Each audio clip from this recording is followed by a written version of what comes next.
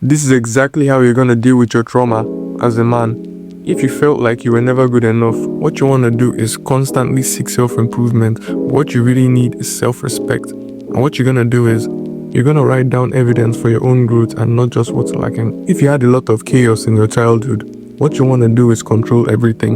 What you really need is inner stability. And what you're going to do is, you're going to create structure in your life to create your own sense of safety.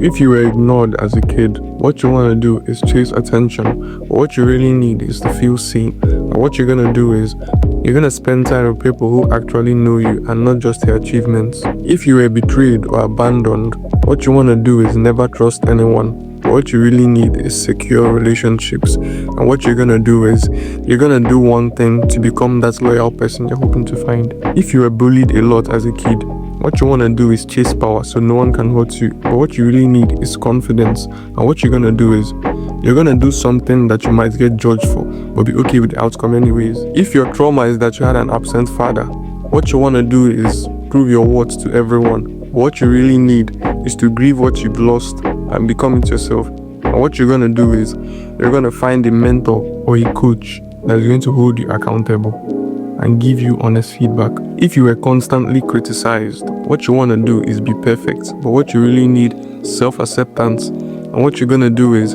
you're gonna write down realistic standards for yourself. If you had emotionally unavailable parents, what you want to do is earn love by being valuable. But what you really need is to feel valued without having to perform. And what you're going to do is, you need to express something that you need to someone without also trying to seek validation for it. If you had an angry parent, what you want to do is either avoid conflict or become aggressive. But what you really need is to feel safe to express yourself. And what you're going to do is, you're going to practice expressing yourself without over-explaining or getting aggressive. If you had to grow up too early, what you want to do is be hyper-independent. What you really need is to receive support. And what you're going to do is, you need to ask for help and not just carry everything alone.